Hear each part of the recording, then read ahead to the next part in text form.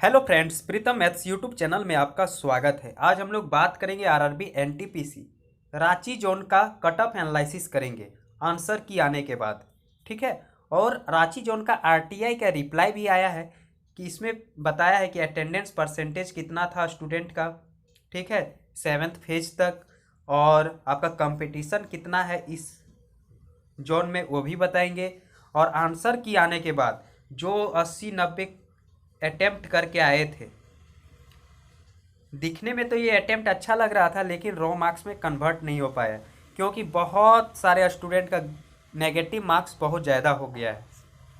बहुत सारे स्टूडेंट का 24, 25, 16, 17, मिनिमम तो 10 मार्क्स गलती हुआ ही है। 10 क्वेश्चन मिनिमम का बात करें, 80% स्टूडेंट का मिनिमम 10 क्वेश्चन गलती हो रहा है। तो इस आधार पे CBT 1 का क्या कटअप हो सकता है रांची जोन का, आइए देखते हैं। देख लीजिएगा, आरटीआई का रिप्लाई आया था और कैंडिडेट आपका 2,74,030 कैंडिडेट एग्ज़ाम दिए थे CBT 1 का। कितना में? आउट ऑफ 4,68,445 रिप्लाई किया गया है। आरटीआई में पूछा गया था बेसिकली क्या कितना स्टूडेंट अपियर्ड हुए थे CBT 1 में। तो ये आरटीआई का रिप्लाई है, 2,74,030 स्टूडेंट एग्जाम दिए हैं 4,68,445 में।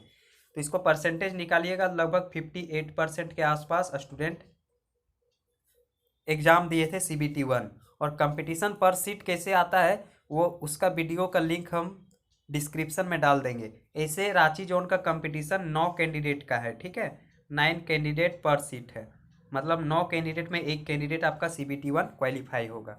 आइए देखते हैं और स्टूडेंट का रो मार्क्स कैसा कैसा आ रहा है, उसके बाद हम कटअप बताएंगे। ठीक है, देखिएगा, बहुत सारे स्टूडेंट ऐसे थे जब एग्जाम दे के अटेम्प्ट करके आ रहे थे, 80 और 90 जो अटेम्प्ट करके 80 और 90 के बीच अटेम्प्ट किए थे। और जिसका अटेम्प्ट 70 से 80 के बीच अटेम्प्ट था, और जिसका अटेम्प्ट 60 से 70 के बीच था, और जिसका अटेम्प्ट 50 से 60 के बीच था, जिसका 80 से 90 के बीच कट मतलब कि अटेम्प्ट था। इस सब का नंबर कम से कम 20 से 25 क्वेश्चन गलती हो रहा है, 20 क्वेश्चन, 15 क्वेश्चन। इस बेसिस पे सब का रॉ मार्क्स अभी आ रहा है 58, 57, 60 के आसपास आ रहा है।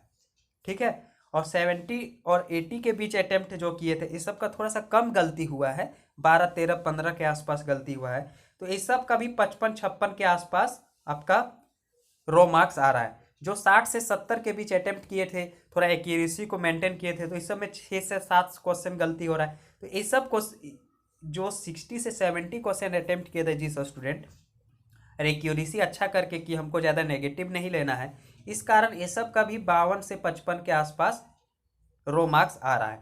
50 से 60 वाला में ऐसे कैंडिडेट है एक्यूरेसी मेंटेन किए हैं, तो उसका 52 से 55 के पास आसपास आ रहा है। लेकिन इसमें बहुत ज़्यादा जो गलत कर दिए वो तो रेस से बाहर हो गए हैं। मुश्किल है कि उसका CBT 1 कंप्लीट हो पाएगा, इस बार CBT 1 क्वालिफाई हो पाएंगे।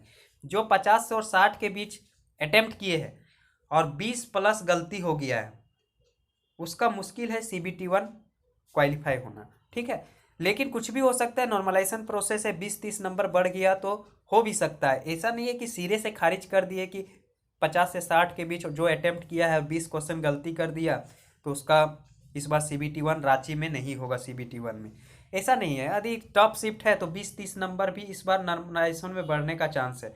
नॉर्मलाइजेशन का हम वीडियो भी बनाए, उसका भी डिस्क्रिप्शन में लिंक दे देंगे कि कैसे नॉर्मलाइजेशन प्रोसेस होता है।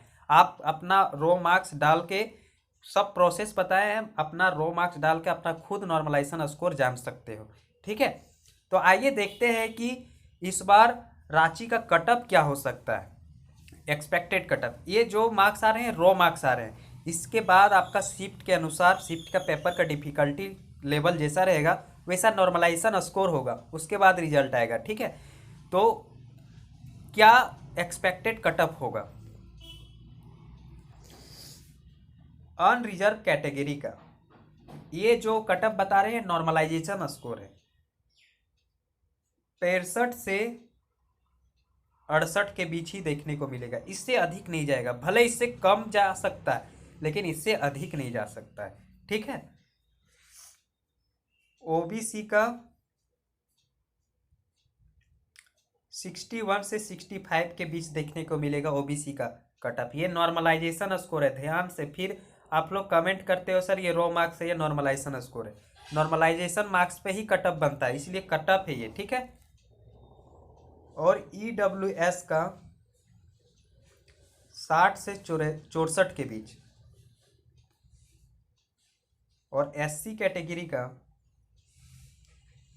54 से 58 के बीच, और एसटी कैटेगरी का 52 से 55 के बीच देखने को मिलेगा।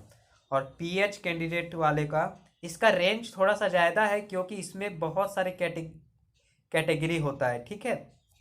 तो उसके अनुसार इस फ्लक्चुएट ज़्यादा करता है। तो 50 से 60 के बीच इसका कट ऑफ देखने को मिलेगा पीएच कैंडिडेट का। यदि सेफ रो मार्क्स का बात किया जाए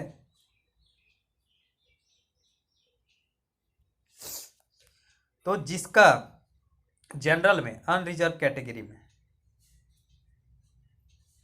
जिसका 60 के आसपास आ रहा है, 60 के आसपास, वो बिल्कुल सेफ हो, वो सीबीटी 2 का तैयारी शुरू कर दीजिए, एकदम बिल्कुल सेफ हो।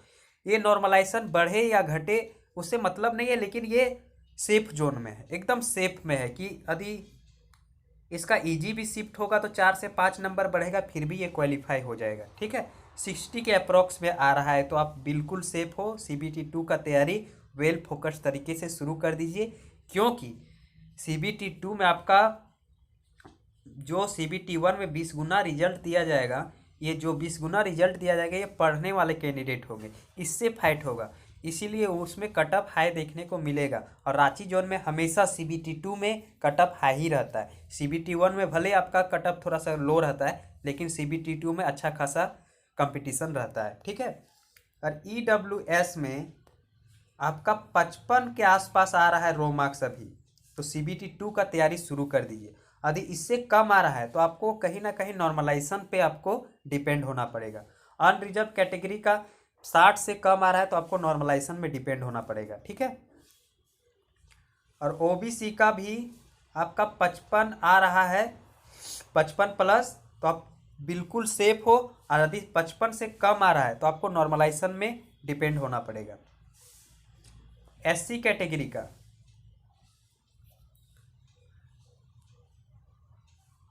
50 आ रहा है, 50 प्लस, तो आप बिल्कुल सेफ हो। सीबीटी 2 का तैयारी शुरू कर दीजिए। यदि इससे कम आ रहा है तो आपका चांस है, ऐसा नहीं है कि चांस नहीं है, लेकिन आपको नॉर्मलाइजेशन पे आपको डिपेंड होना पड़ेगा, अभी कंफर्म नहीं है। एसटी कैटेगरी का 48 प्लस आ रहा है मार्क्स, तो सीबीटी 2 का तैयारी शुरू कर दीजिए। यदि इससे कम आ रहा है तो आपको वेट करना पड़ेगा रिजल्ट तक। और पीएच कैंडिडेट का 45 से 50 के बीच आ रहा है तो आप सीबीटी 2 का तैयारी शुरू कर दीजिए। और चैनल में नए हैं तो चैनल को ज़रूर सब्सक्राइब कर लीजिएगा, अपने दोस्तों के साथ शेयर कीजिएगा इस वीडियो को। और कोई भी डाउट होगा आप कमेंट सेक्शन में ज़रूर पूछ लीजिएगा, ठीक है। चलिए वीडियो को यहीं रखते हैं। जय हिंद, जय भारत।